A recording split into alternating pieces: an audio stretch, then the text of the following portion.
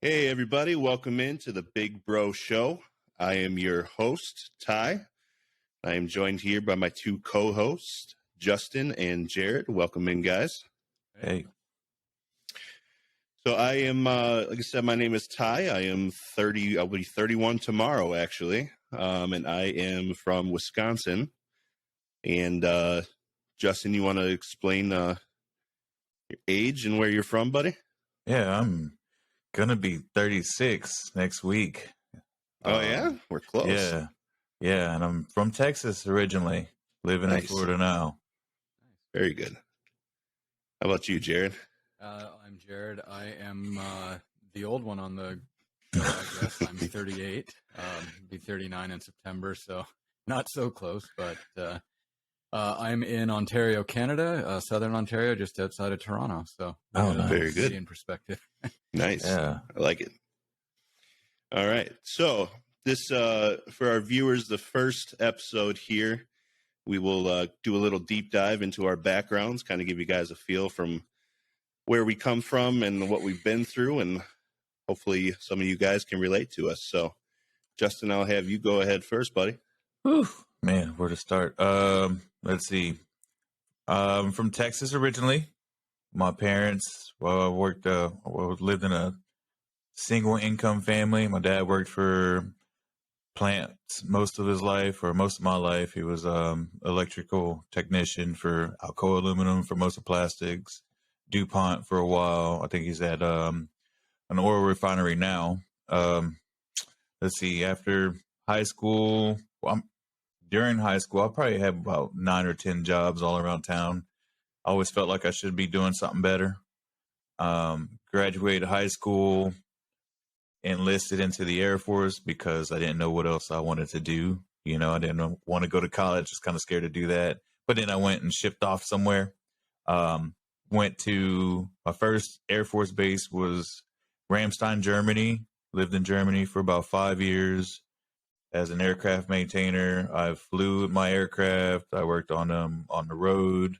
I did a lot of travel, a lot of Eastern European countries. Been to Africa a lot, deployed a lot. Now I'm in Florida. I got stationed at Hobart Field, Florida, about 2011. Stayed here till 2014. Got out. Did field service for an industrial air compressor company for about a couple years. So it was hard maintenance. A lot of travel again. Missed out on a lot of time with my kids again. Now, after that, I moved back to Florida to work for Boeing Aerospace, and I was a technical data author. So I wrote maintenance manuals. I illustrated maintenance manuals. I wrote aircraft operating manuals for about 5 years. That got old during COVID when we were working remote for years, you know, just no contact with anyone. I went to the gym quite a bit. Well, that was like the only social life I had, you know. When they closed the gyms down, it was just at home and working out in the garage. After that, I'm currently working on an Air Force base as a contractor. I'm a radar operator / technician for a ground radar station. Basically, we track aircraft and provide range instrumentation to a test site. And they use this data for, like, if they're putting a new missile out or a new bomb. They want to know how fast it drops, where it drops, how accurate the GPS. All this information gets sent from our radar systems. When they break, I fix them and I also operate them. Let me go back up a little bit. During all this time with my jobs, I think one of my biggest issues, and it goes back to my childhood with my dad working plant life, is just being there for my kids. And going in the military and being gone and doing field service. It's a lot of road work, and doing this. It's a lot of overtime and things like that. My biggest priority is just being there for my kids and showing them, you know, that you can work and still have that family life balance, you know? Yep. And in the mix of all this, I still work out and train and all that stuff and compete. Very good. But yeah, that's me. So you brought up right at the beginning, you were talking about how you come from a single income. Kind of go into that a little bit, how tough that was, for your dad. I'm assuming, was your mom still around at the time too, and she was just taking care of the kids? Yeah, that's all she did really. I mean, there was 4 of us. I'm the oldest of 4. Okay. And we're all about a year apart. I think by the time I graduated high school, or 4 years after high school, all my mom's parents were out of high school. So, like, by the time I think my youngest brother graduated, I think my mom wasn't even 40 yet.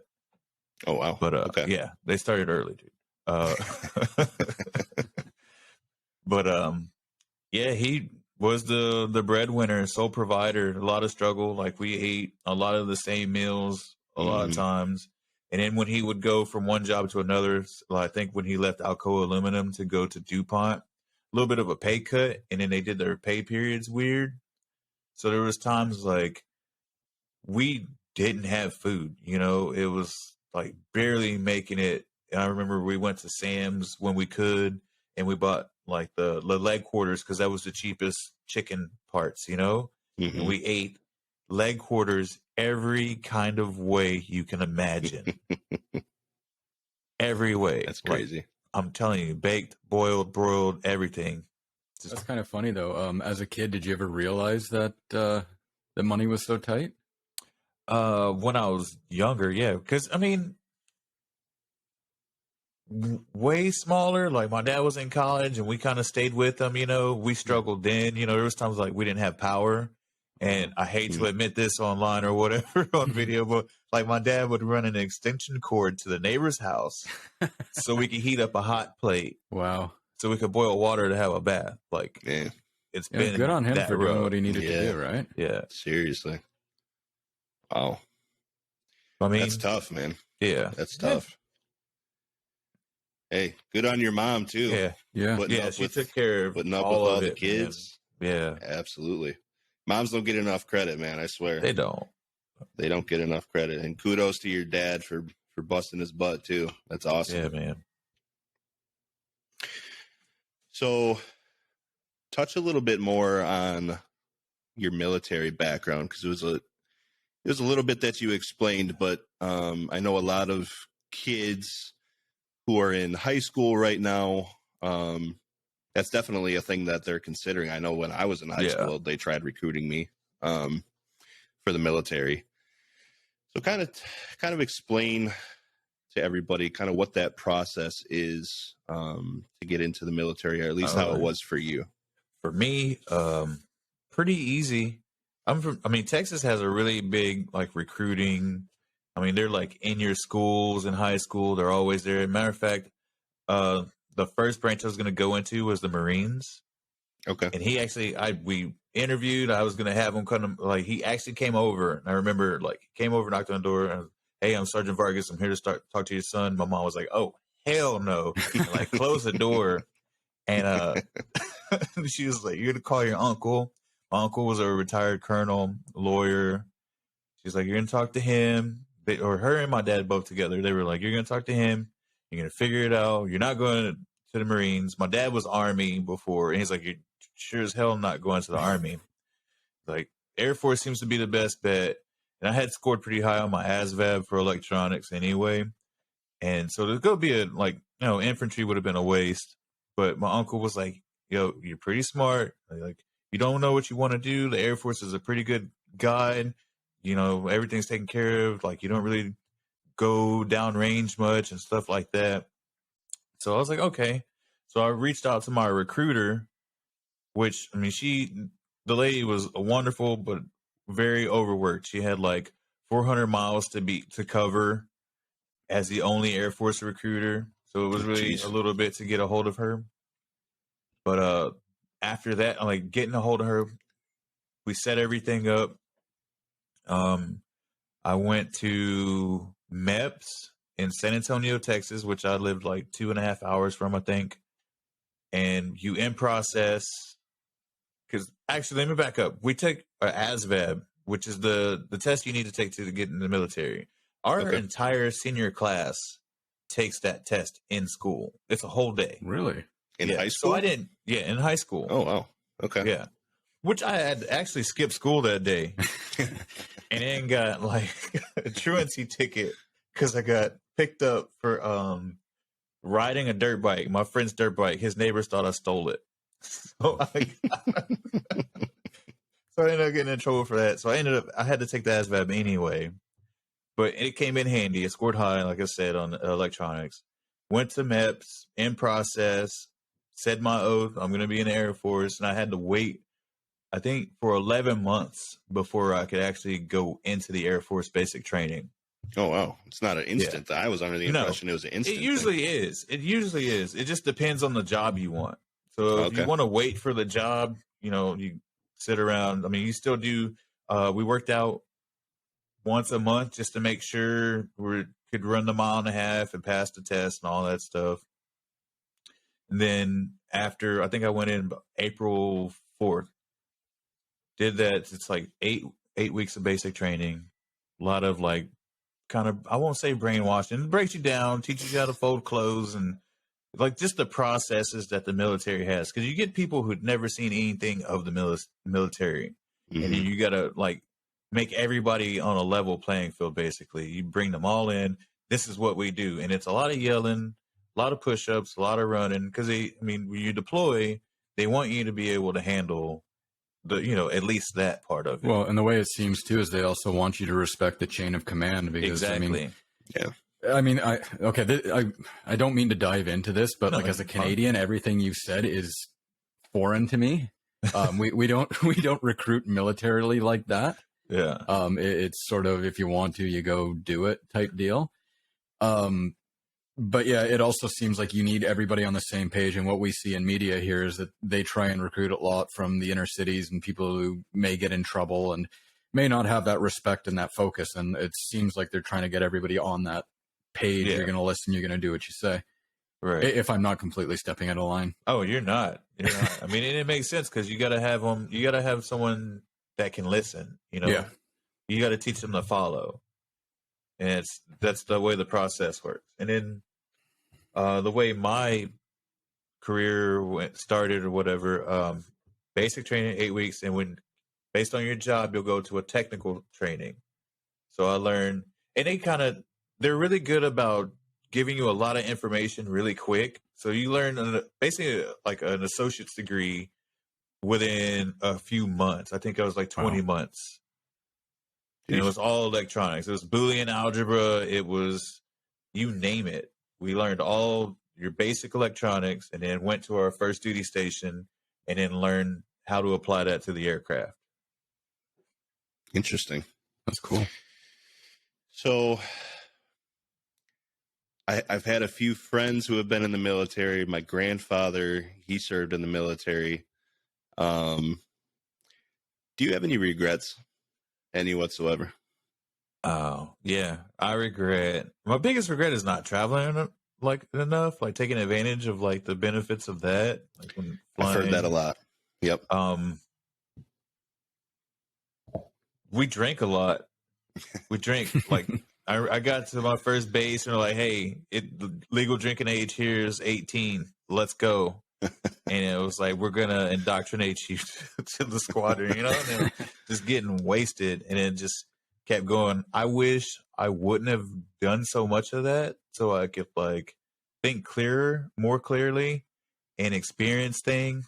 Because now, years later, I'm like, oh man, I don't remember a lot, because I was already, it's pretty gone a lot. Like it was a priority to get wasted rather than see the sights.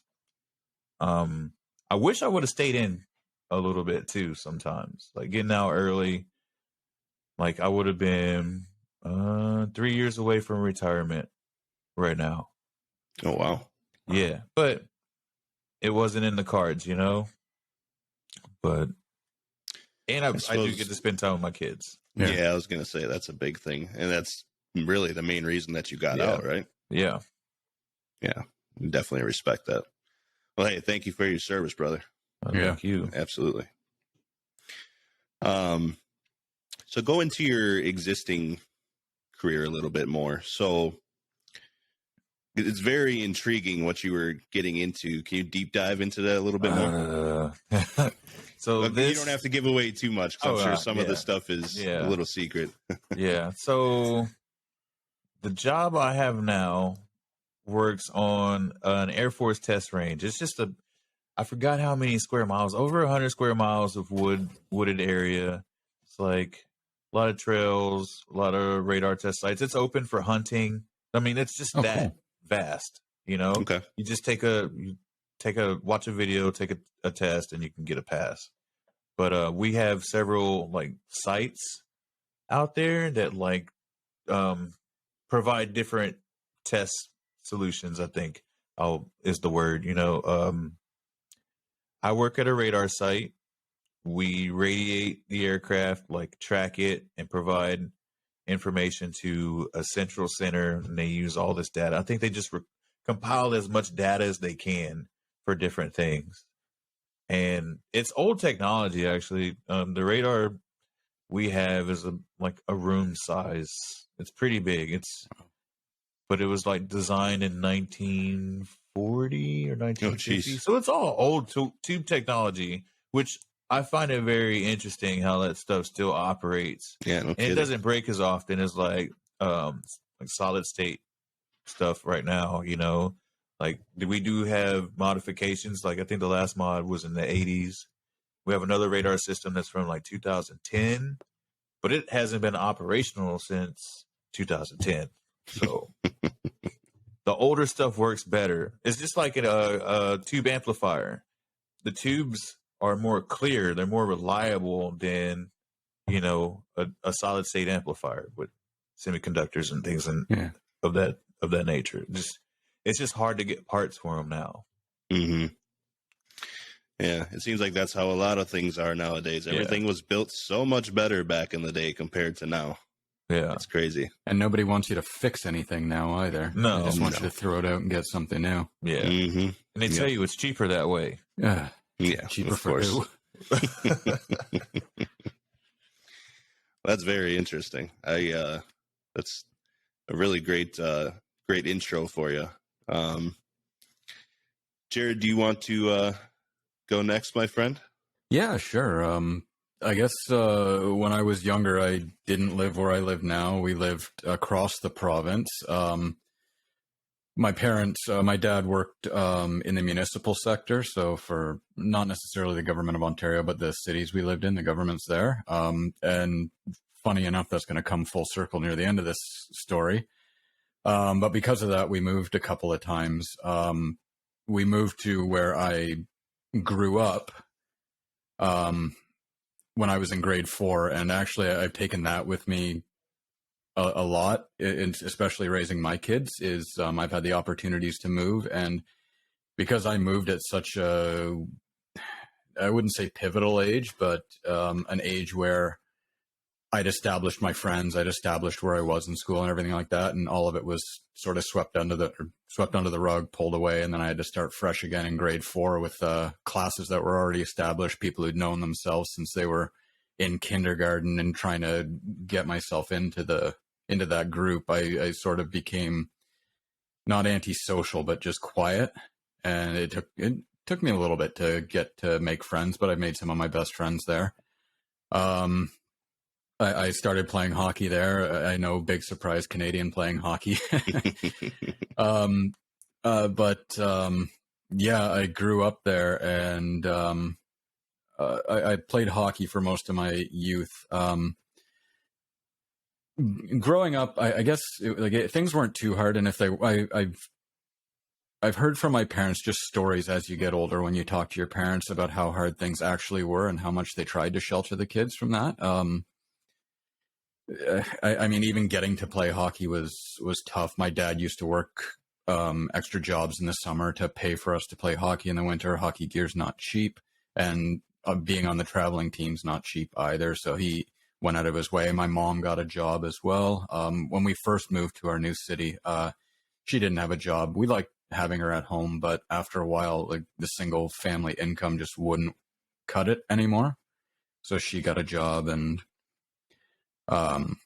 yeah, so Hockey was something I really wanted to do as a kid, like when I grew up. And as I grew up, everybody tells you that, hey, like how many people become hockey players? This is unrealistic. Don't put that much effort into it. So I ended up quitting when I was 16. And I thought to myself, you know what, 16 is a good time to get a job. I could get a job legally in Canada at 16. And it was a good way to start my resume. So I started at McDonald's. And I know a lot of people will laugh McDonald's, but they drilled a lot of stuff into me that I still use. Yeah. Like time to lean is time to clean. I know people hate that, but you keep yourself busy when there's downtime and you make the most of it. It put a really good work ethic into me.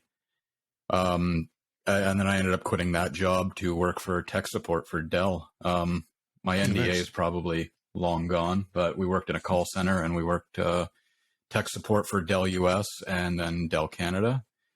And I learned a lot about computers there. Somehow along the way, I got into graphic design and I went to college for that. I went to Durham College in Oshawa for that. That's where I met my wife. We got married at 21 while we were still in college.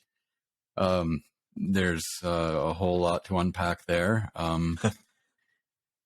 And from there, I started working at a trade show company in Toronto. So I made a long commute from Oshawa to Mississauga is where this company was. You're going right across Toronto. It's about an hour and a half drive each way. But Toronto is a huge city and very expensive, and I did not want to live there. The cities I grew up in were small. There were 40 to 60,000 people. You knew people, you could walk around, and there were parks and green spaces and things like that. So I enjoyed that, and that's what I wanted for my kids, which is why we stayed in Oshawa. And I was fine making the commute. It just was terrible when it would snow, and it would take me 4 hours to get home. Oh, But yeah, from there, my cousin worked graphic design in the States, and one of the things she told me was you do not make a lot of money staying in one place. And I kind of took that to heart and I saw that. So I skipped through a few jobs and getting paid a little bit more every time until I was working for another trade show company and we were doing the auto show in downtown Toronto. And my dad was at another municipal conference just across the street. And he said, hey, this company putting on this conference is looking for a marketing person. And I'm like, I'm not marketing. Why am I doing this? He said, give it a shot anyway. So I did, and I got the job. And it turns out they really didn't need a marketing person. They needed a graphic designer, which was great. But I used all of my, my graphic design skills, marketing that I picked up, even my technology, all my information that I learned from Dell to really work for this company. It's a municipal-based, not-for-profit. They advocate for and educate municipalities in Ontario. It's a lot of fun. I work with a lot of great people. And yeah, I've been 7 years. It's been the longest I've ever worked in one place. So Nice. That's the quick and dirty. And I mean, the funny thing is when I got that job, we moved to the other side of Toronto because this job's on the other side of Toronto, 45 minutes away. But I've got a house. I got a backyard. There's a park down the road. The kids all have friends on the street. It's the way I grew up. It's the way I wanted my kids to grow up. And I'm happy that they can experience that. And I mean, city living, maybe for some people, it's not for me. And I didn't want that for my kids.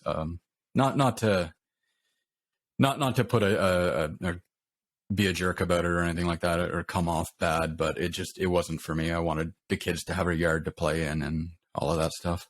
Yeah, absolutely. Yeah. I have a friend who lives in Toronto and complains about it all the time. So expensive. Yeah. Oh, doesn't God, have a yard. He's got 3 kids himself, so I don't blame you one bit. And at some point you got to make a choice. I mean, do you want your kids to have a yard? Like if you want all this stuff for your kids, you can't do it in Toronto because the houses here, for a yard in Toronto, is ridiculously expensive. Yeah. So with your current job, obviously your dad played a big part in helping you get that, right? Not as much as you'd think. Just the fact that he worked in the municipal sector was, I don't want to say a big help, but a help, because it sort of put me above everybody else that I had experience with the municipal industry. And that's one of the things that people can take from this. If you have opportunities to make yourself stand out, take them. Yeah. Mm-hmm. I mean, like, I could have taken the high road, not mention that at all, and just get it on my merits, but then I wouldn't have the job I have and what I wanted in life. Yeah. Absolutely. I could have my pride, or I could give my kids the life they deserve. Right. Yeah. And a lot of times it's that old saying, it's not what you know, it's who you know. Exactly. Yeah. It applies in so many different parts of life, especially with careers. Yeah.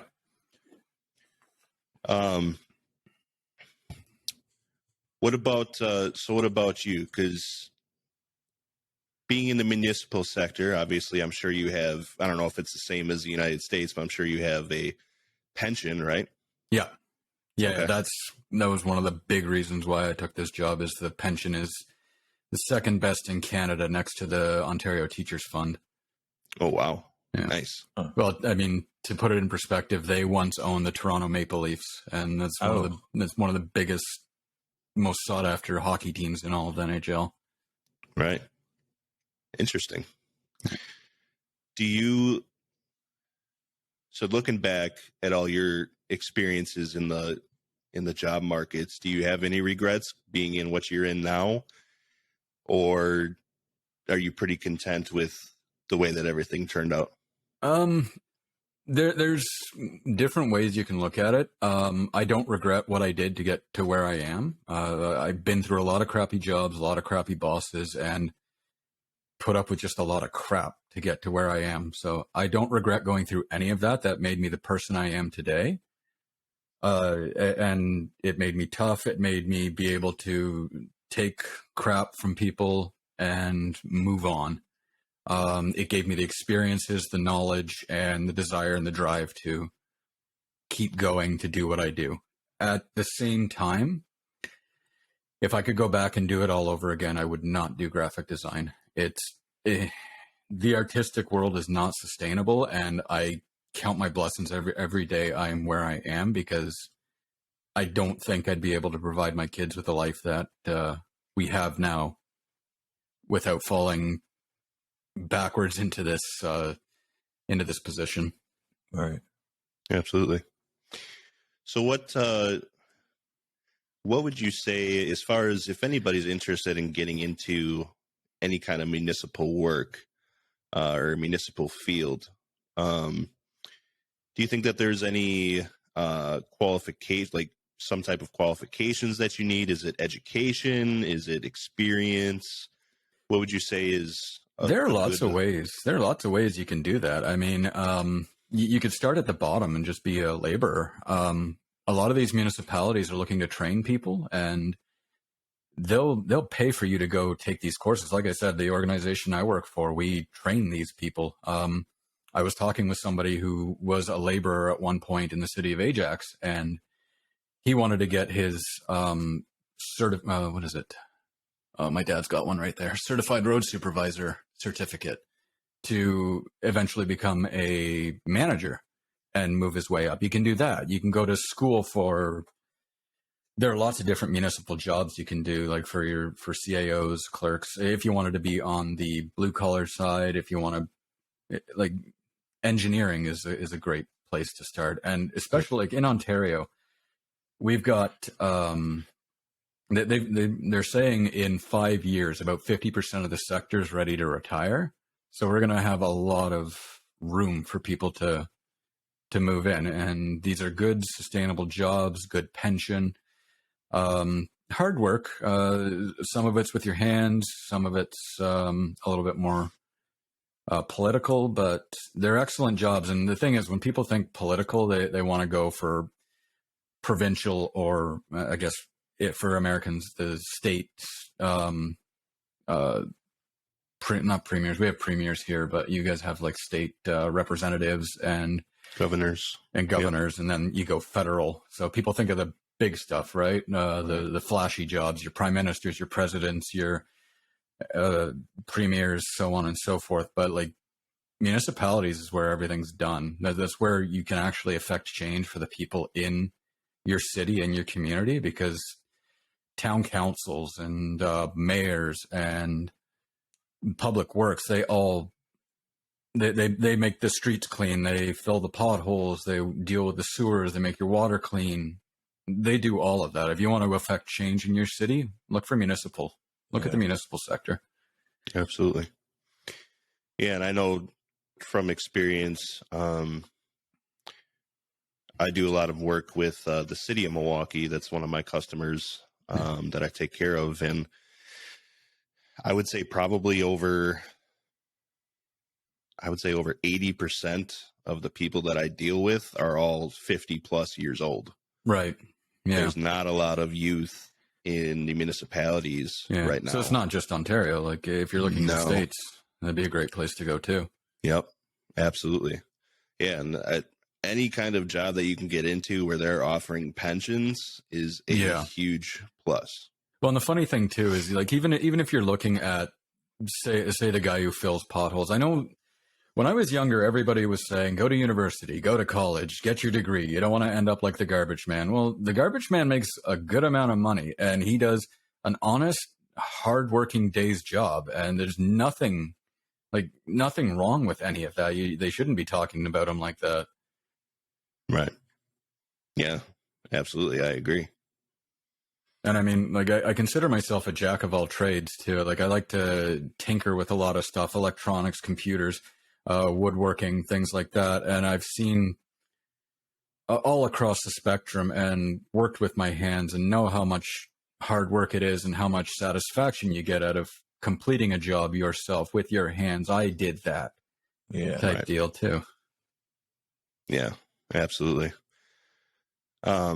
Justin, you have any questions for him before we?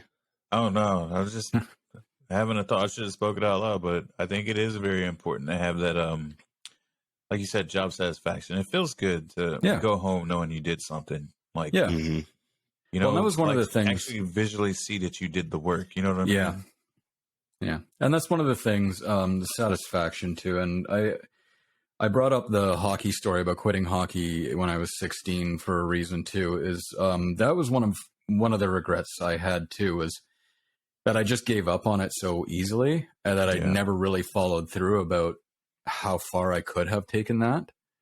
That I just sort of went with what people said and said, okay, whatever.